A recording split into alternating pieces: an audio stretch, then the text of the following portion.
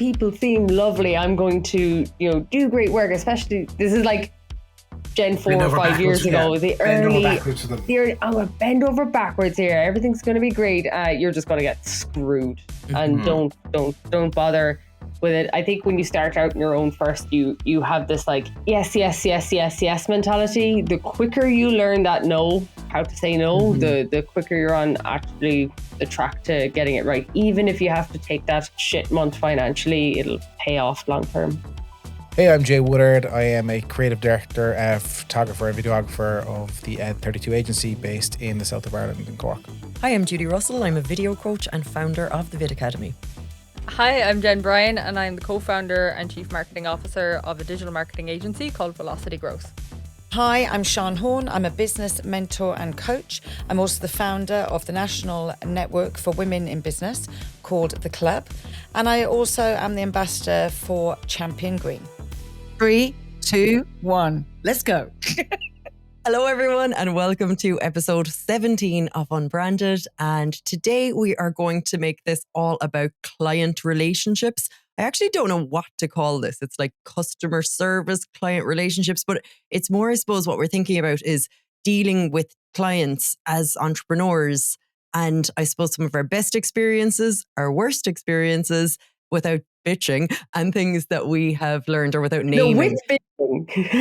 Yeah. Okay, we're no bitch, but not to name. Because I know as well that a lot of marketing students listen to this podcast. And I found anyway, the most difficult times with clients was in the beginning stages when I just didn't know my worth and stuff. So I think it might be valuable to actually talk about the stuff that has happened to us and the scars that we can show that has kind of led us to here today. But we'll start with the good things. We'll start with the best. So, Jay, talk to me about positive client relationships or one of your best experiences, if you can think of one. Positive. You know, it's taken me quite a while to actually learn how to do it properly. I was always, that's like, oh yeah, get it done, pass it off, grand. But once I've actually started nurturing these relationships and learning about how to actually deal with these people, that more work has come back my way. Same people returning for more work. Again, it's all about it's all about your onboarding. It's all about being communicative, talking to them and just understanding and communication. Even like myself and Shan I did some work for Shan a few years ago when I first launched the agency. And the team I had weren't being communicated. They didn't communicate with Shan at all. It was a real learning curve for me as well. And Shan openly talked to saying, look, this needs to happen, that needs to happen. And that's grown. Like this is 3 or 4 years later on now. And I have such a good relationship with a lot of most of my clients. I am nearly all of my clients. I should say all of my clients, because like I'm meeting them for coffee. Yesterday I met one client yesterday I met Alan, my accountant, for lunch. Today I met a client for lunch. Like it's just like, it's great that I can go say, hey, you want to meet for lunch? And they're like, yeah, I would love to. And we have chats and talk about business. And it's more, what's the saying? Clients will become friends more faster than friends will become clients. And it's to me, it's kind of, I try to keep it on the line where it's not too buddy, that I still am invoicing at the end of the month. Do you know what I mean? Kind of idea. But hey, I'm still going to be a good friend. I'm still going to give advice, and I'm still going to say, look, you shouldn't do this or you should do that. And I have a lot of good experiences, to be honest, with clients. So just to pick one wouldn't be fair. But yeah. I'm happy so far with what we're doing. I need to do a bit more. I learned a lot from Rich Webster, and I did his course, and he did a lot of like SOPs and like onboarding and just understanding what the client wants and needs and be contactable, all this kind of stuff. And also be non-contactable. That's a big thing as well for your clients. Set boundaries, because they'll respect that too. Absolutely. And I love the end. Actually, it's the end of your email, Jay. You've got a great sign off, don't you? What does it say? I think I stole that from DC Callahan. 2 seconds. I think it was. I think I edited a small bit. So at the end of my email, you'll say I work at because I do as a photography and video. I'm editing at nighttime. I work at irregular hours between shoots and editing, etc. So if this email arrives in your inbox out of hours, I do not expect you to read or reply it outside of your work hours. Enjoy your downtime. Love. I thought that was really cool. I remember responding and being like, I'm going to steal that. So it's like Chinese whispers, the 40th iteration. Now it makes no sense.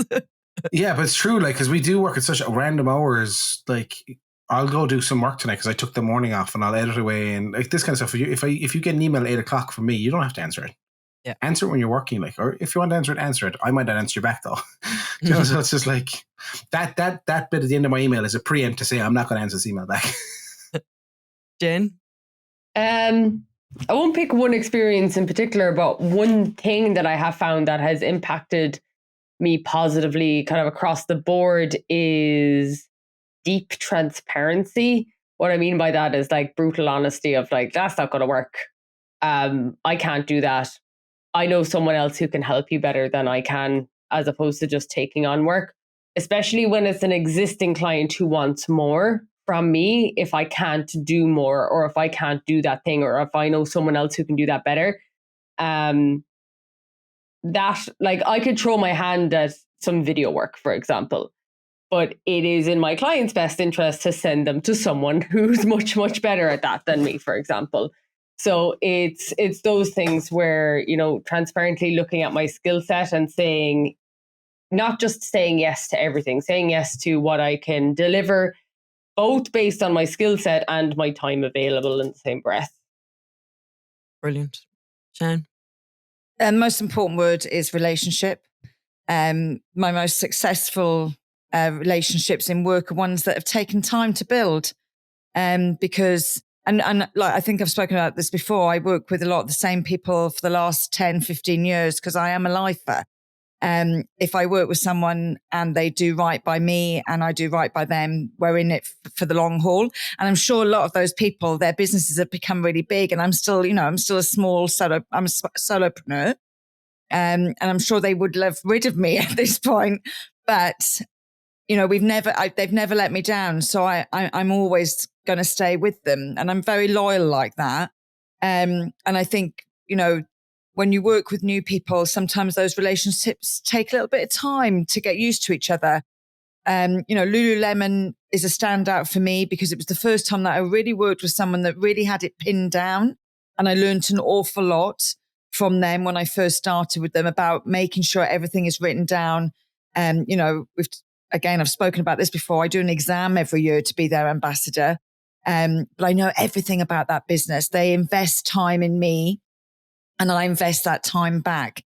And I think it's once you've got that trust with each other, then you have to give the other people, you know, you've got to give everybody that freedom and give them the freedom to fail as well, because otherwise you're never going to get used to each other. I mean, Aoife, our fabulous Aoife, our producer here, she does a lot of editing for me now. And I remember when we started, I said to her, look, don't worry if I don't like something, because it will take time for us to get used to how each other works. And I think just that's through experience that I know that a lot of the time people will take somebody on and they're like, well, that's not exactly what I wanted. And you've only known each other a week. It's impossible. You have to get used to each other. And once you do, then you've really got to hold on. And that's why I always stay with people, because you can't buy that. You can't pay for it. Absolutely. Yeah. Shout out to Aoife, though. We've never had to give her a re-edit on this on any of these episodes. So no, absolutely. Absolutely. I'm just making sure that I put that bit in so that she knows that she's with me for life. yeah, absolutely. You're fucked now, Aoife, basically. Yeah. But she's sweating now in the back. All of us. Yeah. Judie, what do you think? I suppose, it's hard to pick like your best client, but I suppose there's nothing like, you know, working with someone and kind of like breaking through the professional wall where like you have a call after, say, a really stressful situation or a really big meeting or something like that. And then you're like, jeez, and you kind of let your guard down and you kind of become like more friendly than you have been before. And you're like, God, she's a laugh and she's great and stuff like that. But then you pick up the professional part again when you're back kind of on site and stuff. But I think it makes me feel lovely that I can see the human side of someone. And I'm like, okay, that's great. They're human. And so am I. We'll be able to work everything out. Kind of like you were saying, Shan, like, you know, any problems you have can be fixed. Like you were saying, Jen, if you're transparent about what you can do, which takes time to learn as well. Because at the start, I think when you're first starting out, you're like, yeah, I do photography. And then you take a photo of someone, you're like, no, I don't do photography. And trust, Jay, like going for coffees with people, I think as well. Like I always thought that, you know, that you shouldn't do that because nobody has time to do that. And I'm only learning that that's part of the relationship now. So I think that those are all related. I think though, Jude, that coffee thing, because I have to be careful with, can you meet me for coffee? it's when you meet for coffee, the relationship has probably started and the coffee has a win-win situation coming. It's different going for coffee with someone that just is looking for a win on their side. You know, and I work with a lot of people that say to me, Sean, I want to do this and I want to do that and I want to work with this person. And I always say to them, what are you bringing to the table? Tell me what you're bringing to them before you contact them. And they're like, oh, I don't know. I don't know what I'm bringing them. And I said, well, don't ring them because they don't have time. Do you want to catch up or can I pick your brain are two different things? 100%. 100%. Both of us made that noise. I felt like it was a click, click, click moment, you know. Yeah. My coffees that I have are with retainer clients who are my monthly clients. And then obviously outside that, if you want to meet for a coffee, it has to be, as Shan said, double. It has to be 50-50 like. 50 quid. Yeah. Quid. How long for a cup of tea? 5 minutes? Cash. Cue here. Okay, so on to the juicy part. And I'm sure we have all specific stories about our worst client ever. And this was a hard one for me to kind of like, they haven't happened in a long time, but I did get kind of mild PTSD thinking of some of the stuff at the start of my career where I was like, ooh. But I will go for you first, Jen, please. Oh, God. We're talking about what fucks you off, is it? Or maybe our worst client or something that annoys us maybe about clients in general, but a specific anecdote would be awesome. I'm going to go with the worst client that's come through. I'm not going to name names or anything like that. And this is my first instance of this ever really happening. I'll tell you all afterwards. So it was an American company that had just raised a significant amount of money, and they were in an industry that is extremely competitive stateside. But it's also an industry where when a marketer comes in, there's a deep and steep learning curve. So you have to understand the lingo in this industry. You have to understand like the trials, the tribulations of what the different people in this industry need to go through. And once I tell you afterwards, you'll be like, oh, that makes sense. I know, sorry, listeners. But so from their perspective, I was not picking up the industry quick enough. Totally understandable. So I invited them to have a call with me to be like, right, why do we have an extra call every week for the next few weeks so that I can just get to grips with this? Like when you bring in a marketing agency, it's the same as hiring a new team member. Like they have to kind of get trained into your company almost like an employee to a degree. So I was like, right, let's just put the extra effort in here. And this guy came on and quizzed me as if I should have like read some sort of manual going into the call. And halfway through the call, he was like, I'm just going to stop you. He was like, you do not seem to be a fit marketer of any sort, and hung up and just dropped the call and never paid his invoices. Oh my God. And how did you get over that? I was just the next retainer rolled in, and that's that. Like you just you know you're worth yourself. You know you don't need this particular asshole to define it. But like it did shake me. Obviously that day I was like, I'm not going to work anymore. I think I might start doing maybe like a dog retreat, or maybe I could become a barista, or maybe I could start any other business where someone would never speak to me like that again. But he was just the other side of it. I really tried to think about it from his perspective afterwards. He was really trying to grow his business. He was probably under immense pressure in this particular industry, and things weren't stacking up for them. And I saw since that they have gone under. So, it was just one of those things. That's my drama of the week. That was a big no collection there, Jen. Oh, yeah. Collecting those no's. It was a good no. Yeah, absolutely. Jesus, yeah, big time. Yeah. But do you know what? I shouldn't have gone into it, because after the initial call that I had, my gut said something was off. But I wanted experience in this particular industry because I knew if we got more clients in that space, it would be really, really good. And now, as soon as anyone comes to our door in that industry. There's a big PFO, a very kind PFO, but it's a point blank no, not a hope. Too intense. It's just insane. You have to go with your gut. Like if your gut's telling you something, like it's not just there for this. You're not just getting butterflies. Like it's telling you something. No. Like yeah, you know. Yeah, absolutely. So that's mine. Oh my goodness! I commiserate, Shan. I'll be honest, I haven't really had nightmare clients. Not that I can think of. I've had a couple, and you know, I've spoken before about, you know, I don't take sort of long-term weekly clients anymore because people couldn't get things done, and then I would get frustrated. I wouldn't want to take money, so that's a frustration. I have a nightmare where people are like, "Oh, is that how much you are an hour?" And then they don't book, and I see them 6 times in a month, and they're like, "I must book with you. I must book with you." And then I'll see them out on a Friday night and they're like, "Oh, I just gave this woman $3,000 and she's shit." And I'm like, that's a nightmare. Do you know what I mean? I'm like, I told you to ring me first, didn't I? I told you to book in with me. I would have saved you that money. But anyway, and I think from a creative, so when from a content perspective, I have worked with clients sometimes that send me stuff and I'll be like, no, that doesn't fit for me. And there has been one time where someone has sent me something. I'm like, that isn't my style. And we've had to kind of meet in the middle and argue the point really. But I've been able to prove that unless you let me do it in my style and my own way, the people that follow me aren't receptive. Mm-hmm. But I think over the last few years, especially like over COVID and everything else, everything's in writing. So expectations are met.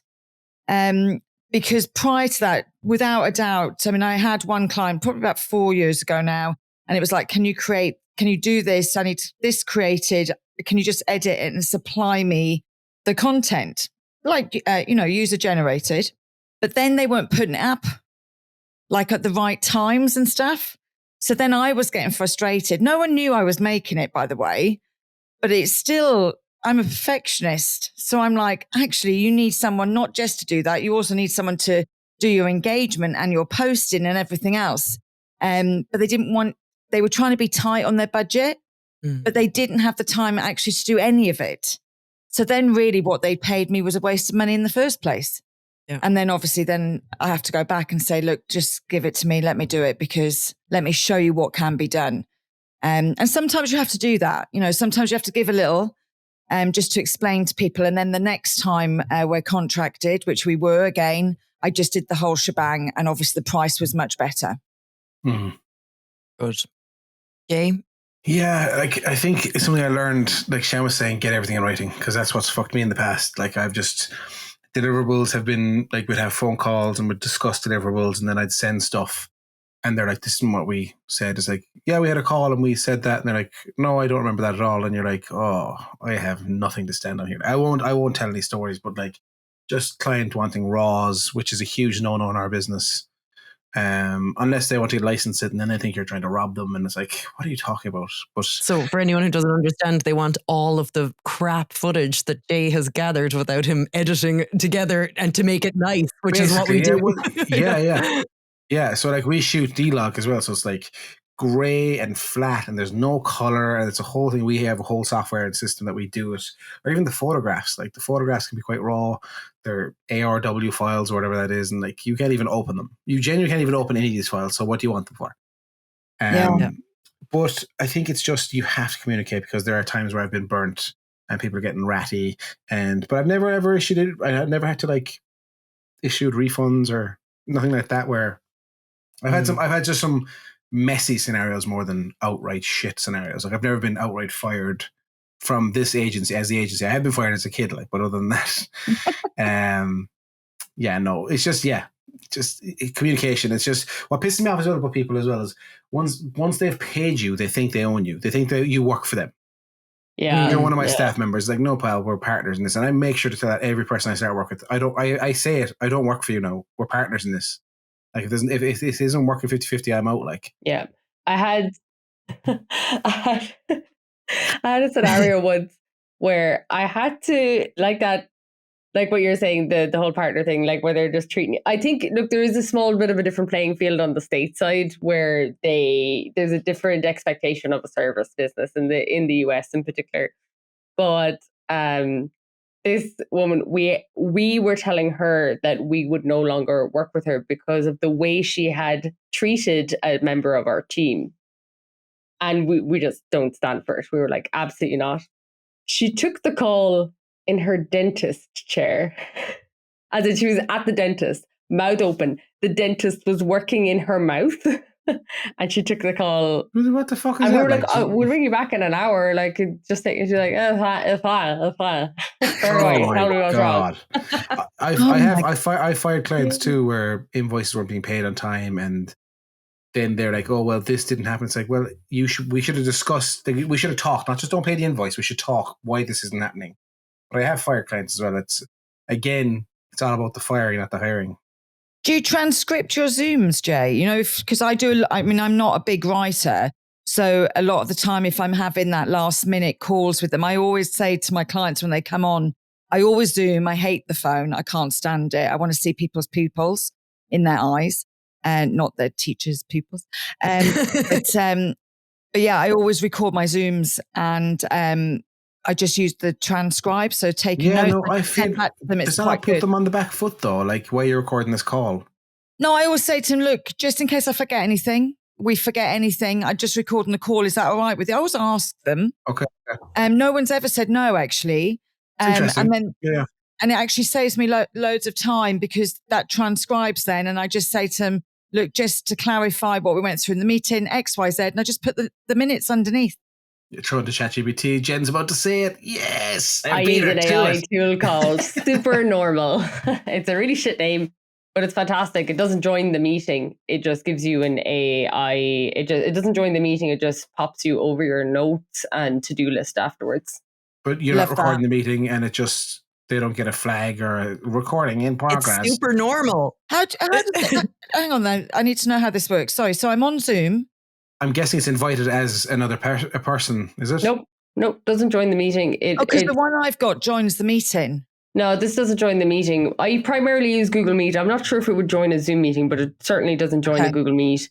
And it sits as an extension in the browser, and you just click on the extension and it just opens up. It says, would you like me to start taking your notes and to-do list? And you say yes. And maybe I should just see if it turns on. It does. Here It works using Super Normal with Zoom. It does that. It does work with Zoom. Oh wow, that's amazing.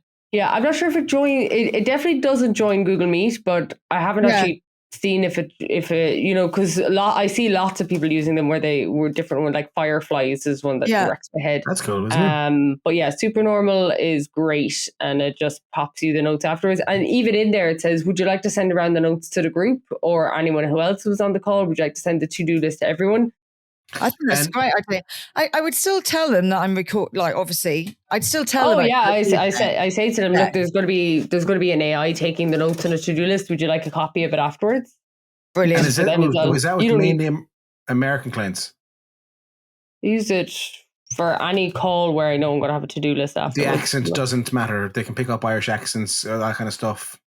Yeah, it seems to work fine. Actually, there's a guy in our team and he's Hungarian. He probably has the thickest accent of anyone on our team, and I'm pretty sure that it picks up his accent very well. I'm saying for Shan, I'm looking out for Shan. I'm just laughing. I'm like, what do you think your accent is like? Do you know what I mean? Like your accent is quite mild. It's not like I know, but sometimes but if I go off and I'm in like a productive meeting and I'm creative, I'll be like, oh my God, George, have it.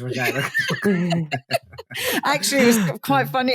With Cillian Murphy winning the Oscar this week, there's a reels going around of him acting like 20 years ago in Cork, and his accent is so strong.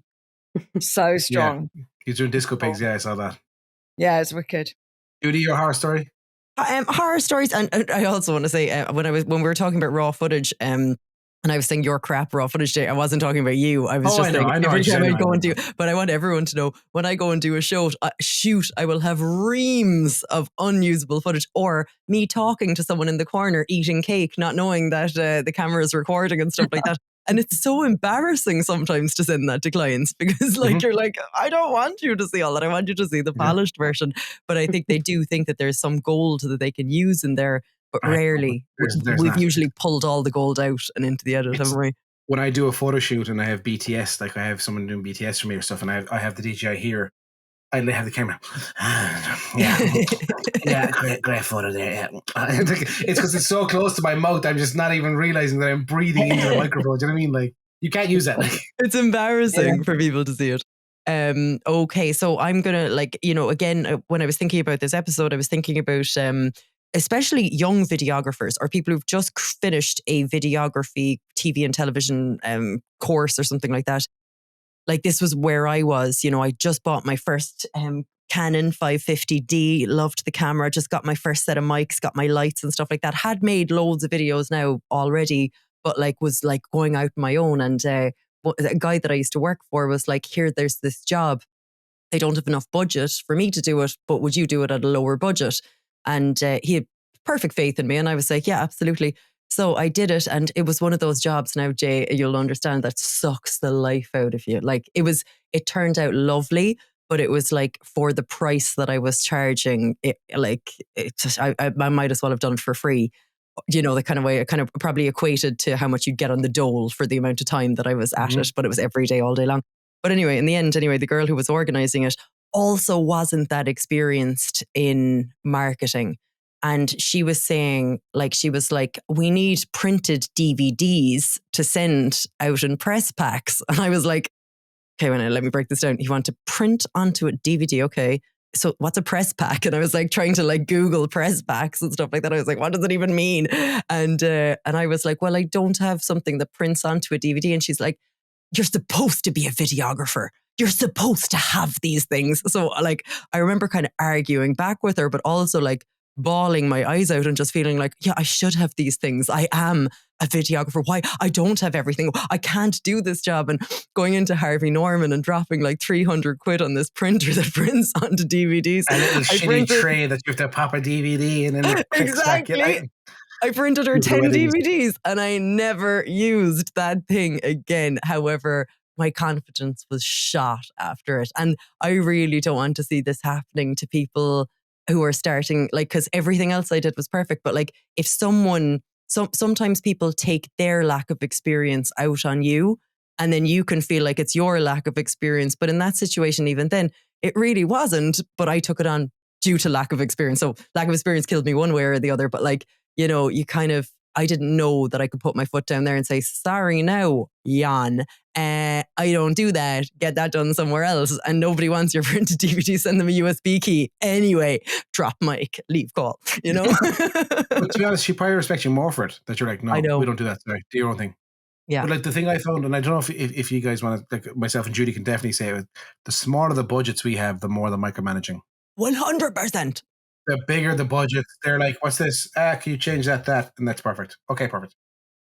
Other than that, it's like, can we move it? Can we try that? Can we end that? And you're like, and then if you try and go back with it, you're going over a lot of time here of editing. What do you mean? What do you mean? It's like, well, you have one revision in the contract. And oh, well, but you haven't finished the video. It's like, yeah, well, I'm going to start charging hourly. No, the video's perfect. The way. Okay. Yeah. It's always the way. It's just the smaller the budgets, the more micromanaging there is. But I do think it's lack of understanding of what people want.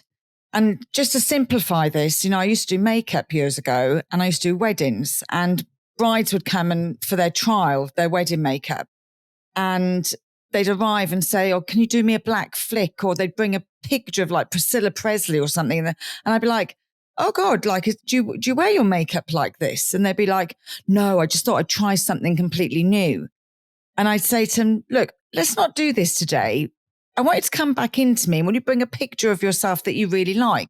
Because they haven't actually thought about what they want. Mm-hmm. They've just gone, I'm going to someone with more experience than me, so I'm going to try 25 different things and go mad. But actually, when you sit down and plan before, which is all down to brief, when you actually sit down and understand what you want, it becomes much easier. And that thing with the DVD, Jude, if in the brief it said we want 20 DVDs for the PR release, before you'd even met her, you would have said, I don't do that. Yeah. How do you do that? Oh, absolutely. So that it's kind of, I don't know why I thought the makeup thing was simplified, because it probably doesn't. But I just used to, I could recognize those people that were just like, they might have never really worn makeup. So they're just trying everything. And I was paying for it, so I might as well try it. I'm paying for it, so I might as well try it. It's like, that's not the point. And they know, and it only takes them 2 minutes. So I'll just ask them to do it 25 different ways, because it only takes 2 minutes every time. What they don't know is it doesn't take 2 minutes. Yeah. But I put my hand up. I was that client. That didn't know how long things took to do until I started creating my own content. And that's why now when I'm doing business coaching with people in marketing, I teach them how to make their content.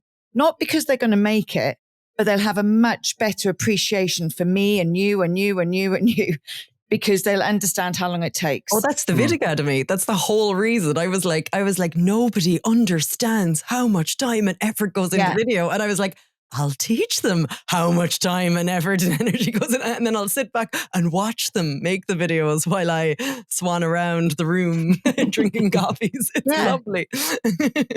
But we all do it to each other, don't we? People pay me for my time. They're paying for information that's in my head, like most of us.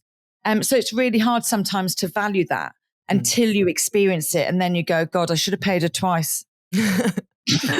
That was another misconception that I had in the beginning of business that took me a while to understand. I thought that if you did an amazing job, like people might dish you out more. Like, here's an extra 100. You did such a great job. Never once happened. Yeah. You're not working in the American restaurant system. It's not happening. That's not happening. But like it's, pricing is arbitrary to such a degree as well in many industries. Like, what Judie thinks is a fair price for her work for the same quality of video as Jay would produce, let's say for argument's sake, you could self-price that completely differently. Like, I know there's industry standards, but industries, like within an industry, it's very difficult to have that conversation. Like, I don't ring up other agencies and be like, what are you charging? Just out of curiosity. Like, and this like, is, what, and even from market to market, like, we would have European pricing and we have American pricing, and we're transparent with that because more goes in different scenarios, budgets are different, all of the rest of it. But like, you can even see it just really interesting. I started looking through all of the affiliate programs for different companies, and when you get accepted into some of them, they're like, okay, if you get a customer in from all of these regions, you get like a 40% kickback for the first 12 months. If they're from Southeast Asia, some of these regions where typically there'd be lower income, then you get like this much back. And it's because they actually price their software differently. So sometimes if you go, take a little tip, go get a VPN for yourself and sign up from different regions for software. It's a hell of a lot cheaper. But yeah, it's. Tim Ferriss was saying that on a podcast I was listening to as well, that like, there's always a market for the high-end stuff, no matter what. There's always a high-end market. So I tried, when I started off first, I was doing the 200 euro videos, like just stupid stuff. Like, you're young, you're learning stuff, but like now I'm aiming towards that market that have, like, as I said, the minimum of engagement, like I want 5-6 grand kind of budgets per project, this kind of stuff, because there's always a market for that high-end stuff. But if you get in that bloody mess in the middle, you're negotiating price, you're negotiating deliverables. And I think a lot of people, like, the mindset is, as we said before, I'm not too expensive, you can't afford me.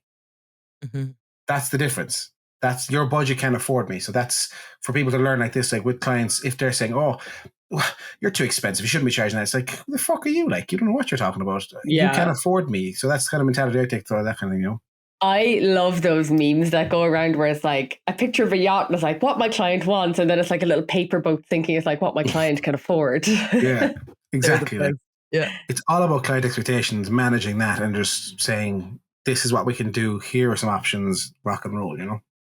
Have you ever overquoted? Maybe just like, actually, someone used to tell me to do this. If you don't want to do a job for someone, put the quote down as way too much, and if they accept it, you'll want to do it anyway, kind of thing. But have any of you ever kind of overquoted knowingly and gone, oh, I shouldn't have priced that high, wish I didn't, lost the job because of it, kind of thing? Yeah, go for it, Jay. No, definitely. I there was just shoots. I'm like, this is going to be such a pain in the ass. I know this is going to be micromanaged to feck. Everything's going to be a pain in the hole. I'm like, yeah, $6,500. They're like, yeah. I'm like, shit. Like, firstly, that they said yes straight away, because that pissed me off because I got more money for it. Secondly, now I have to do the project. But it was fine. It was fine in the end. Yeah, it's literally the Velocity Growth founding story is that Craig, my co-founder in the States, reached out to me to get some video content for a course he was running for the Launch Accelerator in the US. And I was like, it was a Friday. I was like, I don't want to do this video over the weekend. And I was like, do you know what now? I'm going to charge through the roof for what I thought was through the roof at the time for this video. The man, it wasn't even 30 seconds when he replied saying, yeah, perfect, work away. And I was like, okay, fine. That was in like November, and by the following February I had sold my agency to him, come on as co-founder and CMO, and we were raising a seed round in the US. So like sometimes these things work out. Yeah. I wonder if you were like thirsty and you were like, yeah, I'll do it for free just because I want to get to know you. Would he ever have seen you in the same light as he did in the one where you were like, no, we've openly talked about it. He would have been like, no. But no, that being said, it just goes back to like the legacy, how far back your content can actually help you. So for that, his colleague Shane, I interviewed on the Digital Marketing Scoop 2 years before he reached out to me, and he'd watched those clips, connected with me, and said just at the time, I think he just messaged me being like, great clips of Shane, great episode. And I was like, thanks so much. We never spoke again, didn't know each other at all. And he had just been watching the content for the 2 years before he reached out. Wow. For that one video. So like, you just don't know where things are going to come from, do you? No. Love that Well, story. you do, because you started a relationship. And that's the whole thing, isn't it? Things don't always happen overnight. And so people, it's like that 10-year success story. You're constantly, by doing that pod, you're constantly making relationships, networking, creating your space. And so you deserve that 2 years later, because it will come when you least expect it. Yeah. What's interesting though is that it wasn't the person that I'd interviewed. It was one of their colleagues who just happened to enjoy the episode. But it's one of those things where you just don't know. I think, and this is a tangent, but when you look at the people who are engaging with your content, rarely those who you end up working with. It's actually the people who are just eyeballing it and reach out privately. Any business that I have ever gotten off LinkedIn, Instagram, anywhere, I was like, they've never liked or engaged with any. I didn't know these people were in the ether at all. And they're like, I've been watching your content for X amount of time. And I'm like, really? I didn't notice that at all. But you'd be surprised sometimes. You never know who's watching or who's listening. Exactly. One of my major clients now is a cousin of the other major client, because they were just chatting one day. Oh, you do that? Oh, yeah. Well, I'll send one to you. And then like, it's just that, you know what I mean? Like, they're cousins. They passed me on and now they're a major client of mine. You know what I mean? It's just like, it's exactly, you don't know who's talking about you. Just keep your personal brand fresh. Yeah. I'm liking your personal brand actually this week, Jay. Oh, I've upped it a small bit, haven't I? He's upped his game. I noticed. It's very good. I was enjoying it. Yeah, it's nice. I'm enjoying it. So teach us something new, Jay, and it could be about this or about anything. Teach us something new. I think I had something here and I was going to say it. Always get everything in writing, massively so. And also, if you fuck up on a scale that is noticeable, because I think me and you, Judie, we can get away with a lot. Yeah. If you're a good editor, you can get away with a lot. Yeah. But if you fuck up enough that it's noticeable, own up immediately and tell them how you're going to fix it, or here are 4 different options. Not go, I fucked up, I'm so sorry. Say, look, I messed this up. Here's how I think we can fix these things, because people will remember how you helped them get out of the scenario more than how you got them into the scenario a lot of the time. Mm-hmm. Oh, so God. I think that's a big teach me. Own up. And Julie's like, I didn't own up. Own up. No, I did, but like I'm still embarrassed. I shot a lady and she's the loveliest person in the world. And thank God I have a good relationship with her. That sounds so funny. Sorry. I shot her. I shot a lady and she was so lovely, but it had to be done. I shot a lovely lady. Just so business. My favorite thing on this podcast is stuff that Judie says. I think at some point I I'm just going to know. make like A super compilation of these things. Yeah. I have, like, that's why I can't be a president or a mad politician, because the things that come out of Well, my you mouth are could in sometimes America. Hey. yes. there is The a next market for Trump, me. allegedly. I filmed this lady anyway, and I didn't get her audio, and it was like I was in the car afterwards checking stuff, and I was like, oh my God, I didn't have the mic plugged in or something went wrong. Anyway, I had her mobile number, called her. I was like, where are you? She's like, I'm at home. I was like, can I come to your house and like shoot you outside your, like the bush in your garden? She was like, yeah, no problem. I was like, I won't be more than 10 minutes, because she was like making dinner for the kids or something like that. And it was just like, blah, blah, blah. I fixed it so quickly that nobody, like she didn't even notice that something went wrong. But if I left it until the next day, it would have been a big rigmarole. Yeah. It would have been you went home, checked everything, something wasn't right, and you came back. Like this was just, I missed something small. But yeah, I think just own up to mistakes. Like I heard it, one of my clients say another story that she interviewed someone, and it was a 2-hour long interview, and she never pressed record on the H1. So it was all like they had coffee, they pressed record, it's kind of a sit down chat about everything. And then she was like, I had to ring her up and say, can I come back over? And they did. And the woman was lovely. So of course, yeah, no problem. But it was a 2-hour mistake. 4 hours the woman spent instead of 2 hours. Oh. But it's again, the fact she's lovely. She said, look, I'm so sorry I've messed this up. Would you mind? It's just owning up and just. Yeah. Jen, can you teach her something now? I loved Super Normal, so you might get a pass here if you want. I just on the things that have gone wrong, I once accidentally overspent on a client's monthly budget by 14 grand. Oh my God. What happened was that they said, use the same, we were transferring from another agency. They said, use the same budget as we did in March. And this was like June, July. And I was like, okay, so I checked March and it was 14 grand. So I was like, perfect. And I was like, I checked it the month. I was like, okay, the run rate is the same. The budget, the daily budgets are the same. My mistake was that I didn't tot up the budgets and multiply it out by 30 to see what the total was. Because what I didn't notice is that the ads were paused for 2 weeks of March. So the 14 grand was only accounting for 2 weeks of spend that they were on a run for, not 4 weeks of a spend. So they were trying to tell me, look at March, the budget was lower, use the lower budget. Instead, I was like, use the daily rates for March. Anyway, I ended up spending $28,000 in the month instead of $14,000. I don't think that was your fault, Jen. It sounds like they should have been a bit more transparent with you instead of going, just do March. Do you think that's your fault? It was my fault. I should have gotten the calculator out and totted up I should have done that calculation. That was my mistake.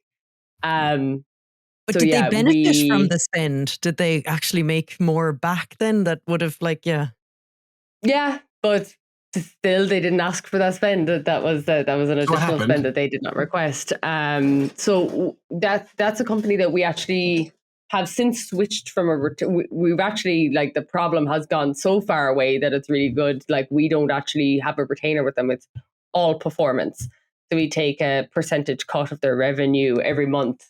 So now we can actually spend whatever we want. Like, if we wanted to increase their budget tenfold, if we thought that would be a viable decision, like, we're business owners in that now. But at the time we were on retainer. So what I did was I just reached out. We went back and forth. It was a normal conversation. And what we did is we reduced our retainer by a percentage to cover that cost for the following X amount of months. Okay. And Jen, the change in that contract of being a percentage, did that derive because of the mistake? Like, did it end up working better for you? No, that was as a result of that. It's an unusual industry that allows for it. If you want to know more about it, I'll tell you afterwards. But it's no, it didn't come from that. Okay. Yeah. But what are we doing? Teach me something new. If you fuck up, own up. Be honest and know your worth. The amount of times, even with like clients that you would expect are you so much more from in so many ways that you were just like, these people seem lovely. I'm going to, do great work. Especially this is like Gen 4 or 5 years ago. The early, I'm going to bend over backwards here. Everything's going to be great. You're just going to get screwed, and don't bother with it. I think when you start out in your own first, you have this like yes mentality. The quicker you learn that how to say no, the quicker you're on actually the track to getting it right. Even if you have to take that pinch of having a shit month financially, it'll pay off long term. Yeah, the quicker you say no, the faster you're going to make more money. Yeah, and it's so weird. So hard to get your head around when you start. Yeah, it really is. Like Shan, new teach. I've just got a few. So I'm always asking for feedback from my clients. I think that's really important. So when I finish up with them, I would normally just either ask them for a testimonial, or I'd ask them, if there's improvements that they'd like to see. Was it easy to book with me? Blah, blah, blah, those sort of things. Set your boundaries. I know we spoke about that earlier. If you can afford to outprice yourself, the two of you said that you'd outpriced yourselves on one occasion and actually ended up getting the job, but you'd outpriced because you didn't particularly want to do the job. I've done that too and always ended up with the job. And so it's actually changed my mindset, my money mindset when I've done that. And actually, Judie, you said about tipping.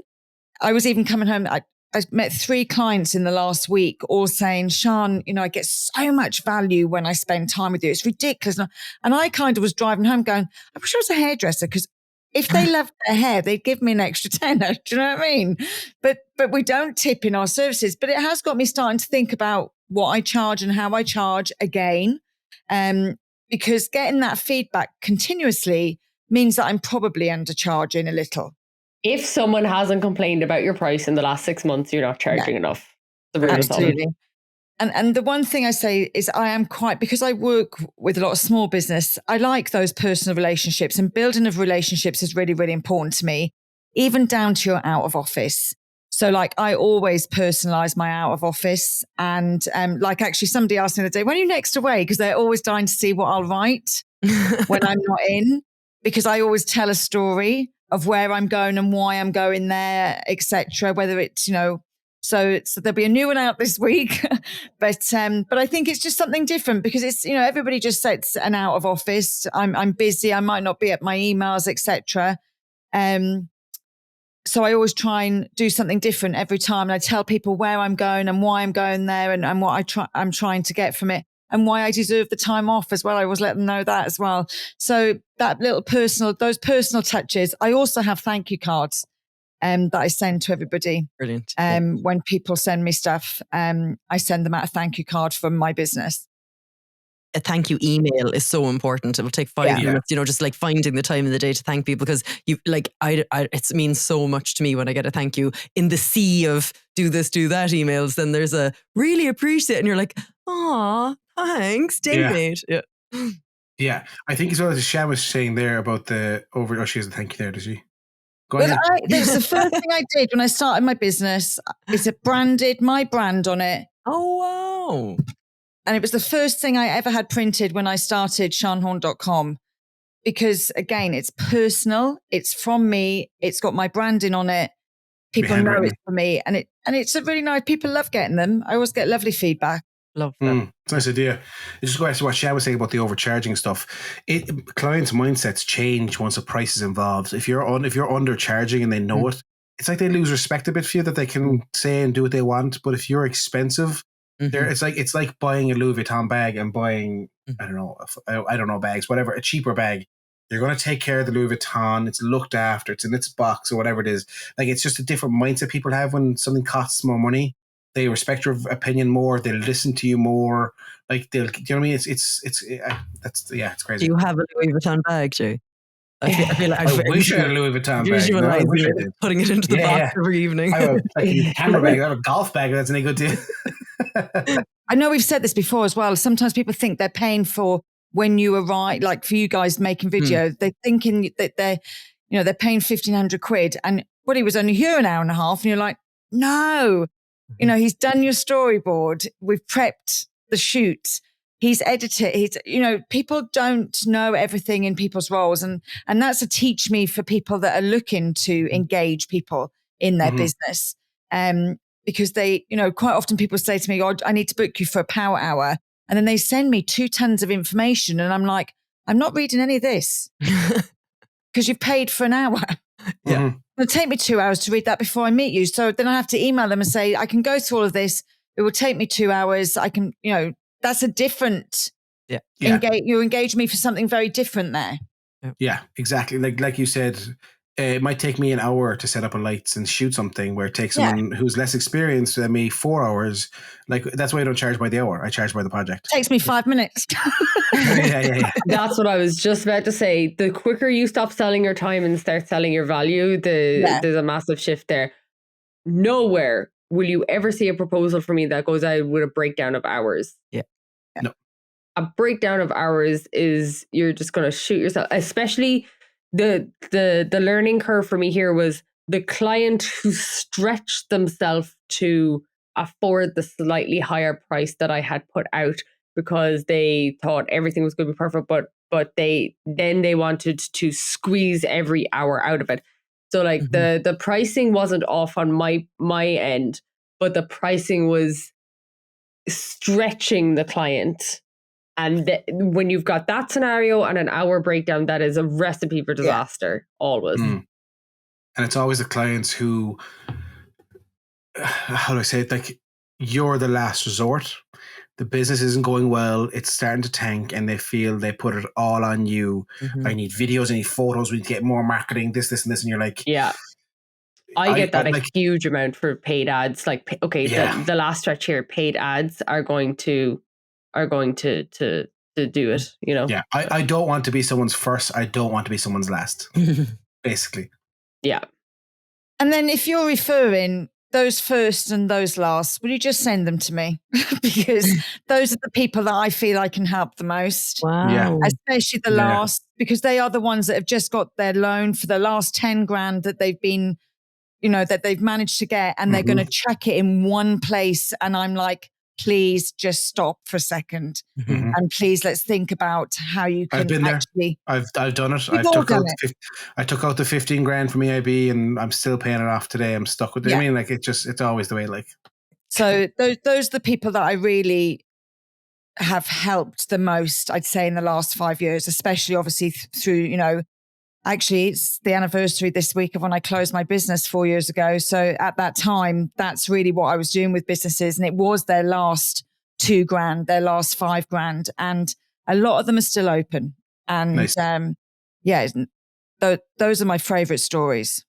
Amazing. Okay. Well, I'm not going to ask you about how we plan to improve our relationships in the future, because I think that we've actually covered a lot of it, and we're 52 minutes in now, and we've gone over time. So I will say thank you so much to everyone who has listened tonight. We are currently looking for a sponsor at the moment, so please get in touch with one of us if you are up for sponsoring the podcast. And we will see you next week for episode 18. Bye, everyone. Bye. Bye.